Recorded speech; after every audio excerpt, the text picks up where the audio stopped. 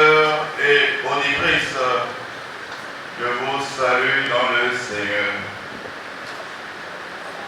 Nous sommes rassemblés pour un anniversaire, le 8e de la création de cette institution. Et c'est heureux qu'il s'enracine dans un événement liturgique si lumineux, si significatif et si engageant pour chacun de nous. Monseigneur Roger, l'archevêque de Cotonou, l'initiateur de cette école, aurait voulu être avec nous ce soir. Mais il n'a pas pu parce que indisposé et empêché. Mais il m'a envoyé avec un message pour chacun de vous. Avant de le livrer et de le délivrer, je voudrais d'abord m'accoler à l'événement liturgique qui nous rassemble, le 2 février. Dans la célébration de ce jour, nous visitons plusieurs événements. La présentation de Jésus au temple de Jérusalem, la fête de la lumière et enfin la fête de la rencontre. Je parle de la présentation de Jésus au temple de Jérusalem parce que c'est aujourd'hui que ses parents l'ont amené en ce temple pour le présenter au Seigneur avec 2 colonnes, sacrifice des pauvres. Mais ce n'est pas parce que c'est le sacrifice des pauvres que le sacrifice est pauvre. Non, le sacrifice est riche parce que c'est ce qu'ils avaient de meilleur qu'ils ont donné au Seigneur. Et en même temps, ils ont donné le meilleur des meilleurs que le Père leur a donné dans la personne de Jésus-Christ, vrai Dieu et vrai homme. Ils l'ont amené au temple pour l'offrir à Dieu de qui ils l'ont reçu. Mais au-delà de cette offrande des parents, c'est Jésus lui-même qui s'offre à Dieu son Père. Avec cette parole à la bouche, tu n'as voulu ni offrande ni sacrifice et tu m'as donné un corps. Et je viens en ce monde pour faire ta volonté. Et la volonté du Père pour le Fils, c'est d'être lumière pour le monde. C'est d'être sauveur pour le monde. C'est d'être transfigurateur pour le monde. C'est pourquoi la fête de la présentation peut être en même temps dite fête de la lumière. C'est l'apport de la lumière au peuple de la terre pour que les ténèbres puissent disparaître et que la lumière soit assumée, intégrée, illumine et forme des êtres de lumière. Nous en rendons grâce à Dieu. Dans le même temps, celui qui a apporté la lumière et qui a dit « Je suis la lumière du monde, celui qui me suit ne marchera pas dans les ténèbres, il aura la lumière de la vie », celui-là a apporté au monde le salut. Le salut attendu par le peuple d'Israël. Ce peuple représenté ici dans l'Évangile par le vieillard Siméon. Mais au-delà d'un peuple, c'est tous les peuples qui bénéficient de ce salut. Le vieillard Siméon en était très content. Le salut était entrevu, mais n'était pas encore vu. Lui, il a eu la joie de le voir dans la personne de Jésus-Christ. Et il peut dire, maintenant, au maître souverain, tu peux laisser ton serviteur s'en aller en paix. Car mes yeux ont vu le salut que tu apportes au monde, que tu as apporté au monde dans la personne de ton Fils Jésus-Christ.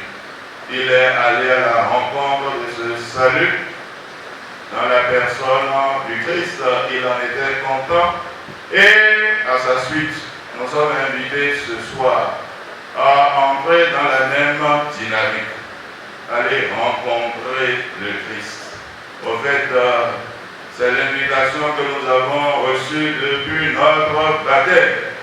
Quand nous sommes chrétiens, c'est que nous avons rencontré le Christ. Mais être chrétien ne suffit pas. Il faut être christique, visage du Christ. Et être christophore, porter le Christ aux autres. Nous avons rencontré ce Christ dans le baptême. Mais c'est à tout moment que nous devons continuer à le rencontrer dans le processus de notre sanctification pour la sainteté. Soyez saints comme moi l'Éternel, votre Dieu, je suis saint. Aujourd'hui, où pourrions-nous le rencontrer? Nous pourrions le rencontrer dans l'Eucharistie. Nous pourrions le rencontrer dans la parole de Dieu. Nous pourrions le rencontrer dans les structures théologiques que l'Église met à notre portée pour nous aider à vaincre l'ignorance et élever nos cœurs vers la connaissance de Dieu, la connaissance de l'homme, la connaissance de la vie, la connaissance du bien-être intégral dans l'attente du bonheur final. Monseigneur l'archevêque de Cotonou l'a su très tôt. C'est pourquoi il a mis en place cette école avec la complicité joyeuse de notre Père Rodrigue, que je vous invite à acclamer.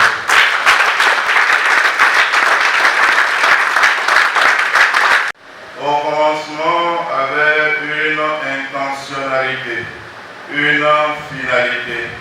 Mon peuple périt faute de connaissance. Monseigneur l'archevêque de Cotonou en a pris la mesure. C'est pourquoi il a mis en place cette structure pour qu'au-delà de la simple catéchèse, nous puissions avancer dans l'initiation chrétienne et dans la connaissance du vrai Dieu, dans la connaissance du vrai image, de la vraie image de l'homme, dans la connaissance de la vraie vie, dans la connaissance du chemin qui nous achemine vers notre sainteté.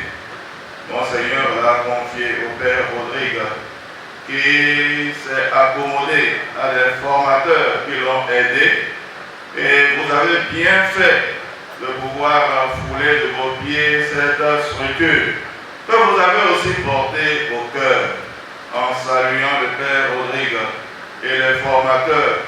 Monseigneur l'archevêque de Cotonou vous salue aussi et vous demande de vous acclamer vous-même. Le Seigneur vous permettra d'en définir les signaux pour faire un chemin d'illumination, d'élévation à travers une formation renouvelée qui vous transforme et qui vous performe.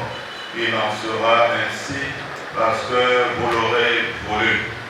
Monseigneur voudrait qu'en valorisant ce que vous avez reçu, vous puissiez continuer à pouvoir le monnayer, car on ne reçoit pas pour s'en contenter, on reçoit comme un élément initial pour continuer à le valoriser, à le monnayer.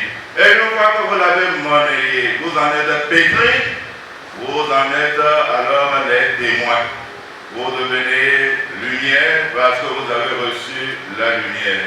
La lumière que vous allez donner à travers l'éducation dans la foi, dans votre famille, la lumière que vous allez porter partout où vous passerez, la lumière que vous allez transmettre en tant qu'Église. Quand on parle d'Église, ce n'est pas seulement l'évêque et les prêtres religieux et religieuses. Vous êtes Église, au cœur du social. C'est pourquoi vous devez être sel de la terre et lumière du monde. Le Seigneur vous en donnera la grâce.